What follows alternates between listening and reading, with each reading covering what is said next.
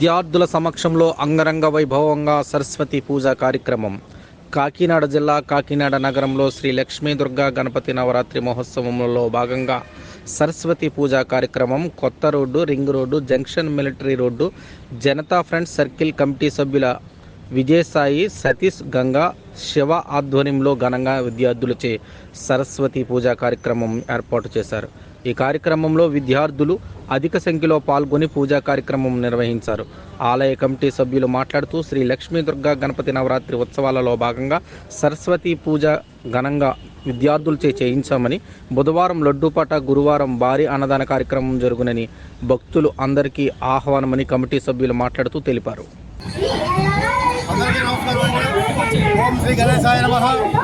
ఈరోజు మన లక్ష్మీ దుర్గా గణపతి కమిటీ వారు ఆధ్వర్యంలో గణపతి నవరాత్రి మహోత్సవాలు చాలా ఘనంగా దిగ్విజయంగా పూర్తయ్యాయి.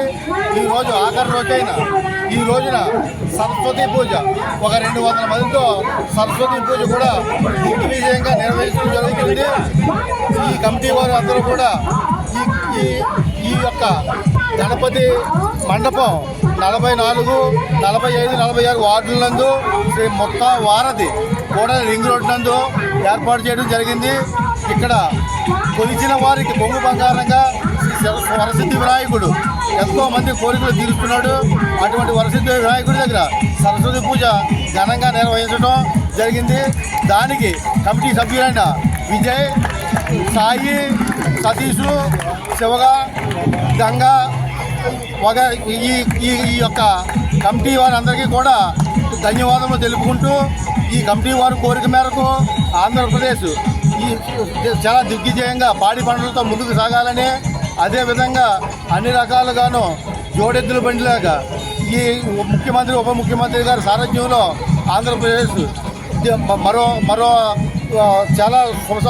మరో విధిగా ఎదగాలని కోరుకుంటూ, ఆ గణపతి యొక్క కరుణ కటాక్షాలు ఆంధ్రప్రదేశ్ జనాల మీద, అందరి మీద ఉండాలని ఆ ప్రధాని కోరుకుంటూ ముగించడం జరుగుతుంది.